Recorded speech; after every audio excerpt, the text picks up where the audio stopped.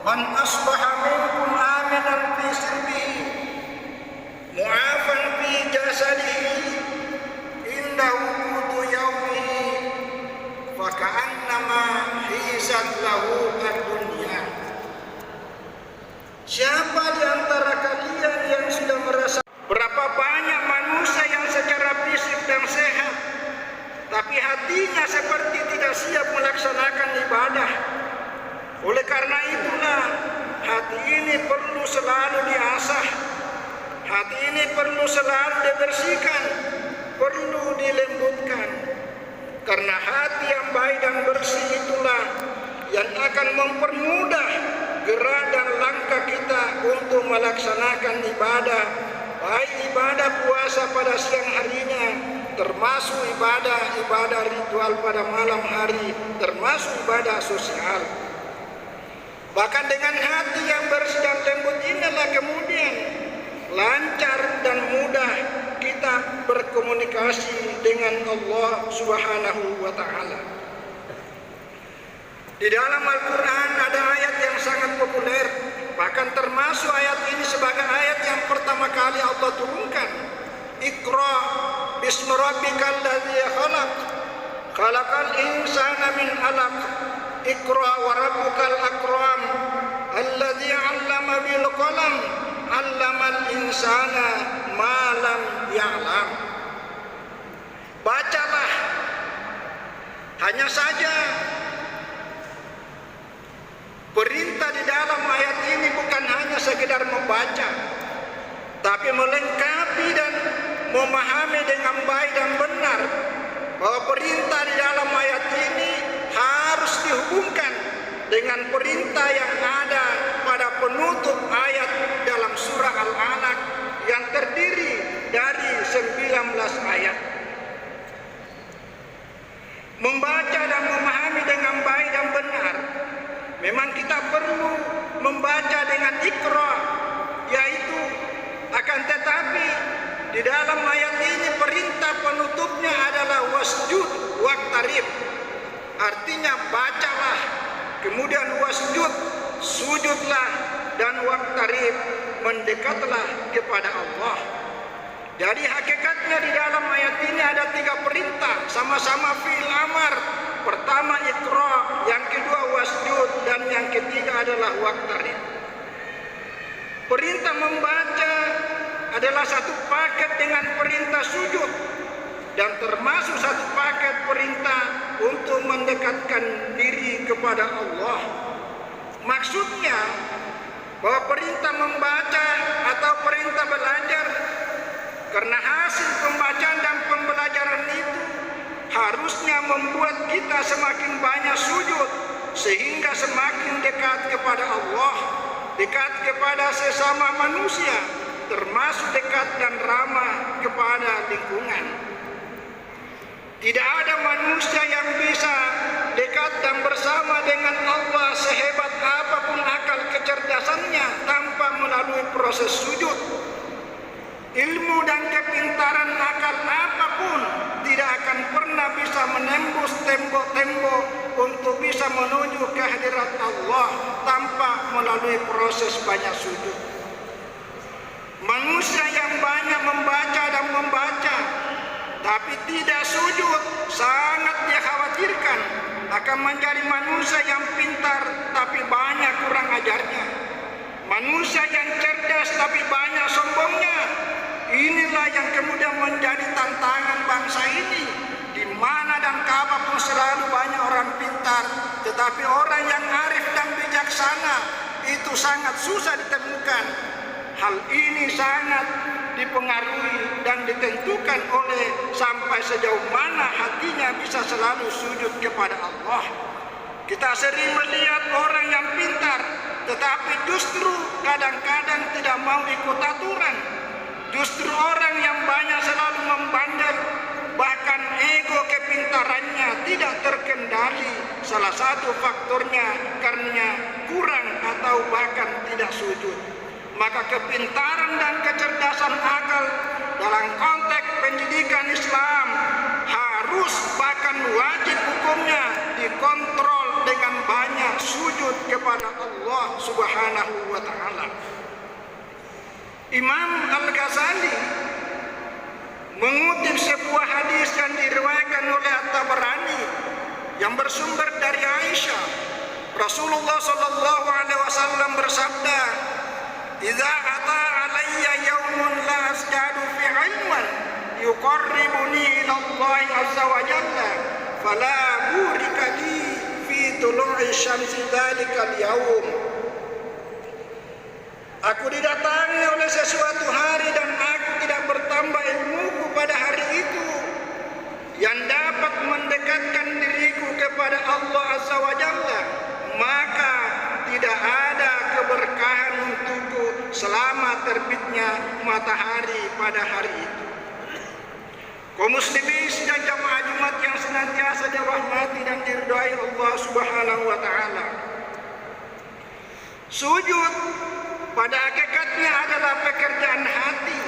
Sujud bukan pekerjaan akal. Kenapa? Sebab hati inilah sebenarnya yang sujud. Hati inilah yang sebenarnya tunduk. Banyak sujud insya Allah akan melembutkan hati dan pikiran, dan itulah yang kemudian mudah tunduk dan patuh pada aturan Allah Subhanahu wa taala.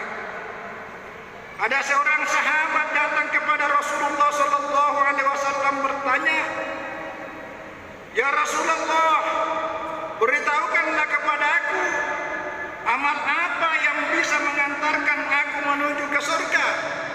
Atau amal apa habbu ilallah? Amal apa yang paling dicintai Allah?" Lalu Rasulullah sallallahu alaihi wasallam menjawab, "Alaika bikasratis sujud." Anda harus banyak sujud lillahi ta'ala karena Allah.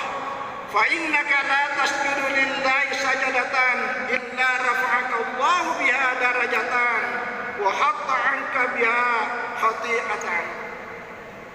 Sebab tidak ada sujud yang Anda persembahkan hanya untuk Allah, kecuali Allah akan mengangkat derajatmu sekaligus akan menghapus dosamu. Hadis ini diriwayatkan oleh Imam Muslim dari sahabat Sauban. Hati yang kotor yang disebabkan karena banyaknya dosa dan noda yang pernah kita lakukan. Sebagai orang beragama kita yakin bahwa dengan banyaknya dosa itulah yang kemudian menjadi tembok, menjadi penghalang, menjadi pembatas antara diri kita yang kotor dengan Allah Subhanahu wa taala yang maha suci. Maka agar supaya kita bisa sampai dengan baik dan tenang di sisi Allah, maka kita harus selalu berada dalam keadaan suci, terutama mensucikan hati yang kemudian menjadi sarana utama di dalam memperbaiki ibadah, khususnya ibadah puasa ke depan. Di dalam Al-Quran pada surat Asy-Syu'ara ayat 89 dikatakan, "Illa man atallaha biqalbin salim." Bahwa tidak ada yang bisa datang menghadap kehadirat Allah kecuali dengan hati yang salim, hati yang selamat, hati yang bersih, dan hati yang suci. Oleh karena itu dengan banyak sujud, insya Allah hati akan menjadi salim, hati akan menjadi selamat, bersih dan lembut. Hati seperti inilah yang akan selalu gembira dan senang menyambut kedatangan bulan Ramadan, gampang dan ringan melaksanakan ibadah puasa dan berbagai rangkaian ibadah lainnya selama bulan Ramadan. Ibadah yang dilakukan tidak hanya mengandalkan kesin dan tampilan fisik semata, tapi hakikatnya yang harus benar-benar kita siapkan adalah hati yang selalu kita hadapkan ke hadirat Allah Subhanahu wa taala untuk bersedekah. Kaum muslimin dan jamaah Jumat yang senantiasa dirahmati dan diridhai Allah, inilah khutbah yang kami sampaikan kepada Allah Subhanahu wa taala. Mari kita selain berikhtiar juga tetap berdoa semoga hati kita selalu berada dalam penataan, dilindungi, diarahkan oleh Allah Subhanahu wa taala. Kita diberikan kesehatan, kekuatan, umur panjang, termasuk hidayah dan taufiknya sampai pada kita bulan Ramadan. Barakallahu li wa lakum fil Qur'anil azim wa nafa'ani wa iyyakum bima fihi minal ayati wa dzikril hakim. وتقبل الله منا ومنكم تلاوته إنه هو السميع العليم فاستغفروه إنه هو الغفور الرحيم.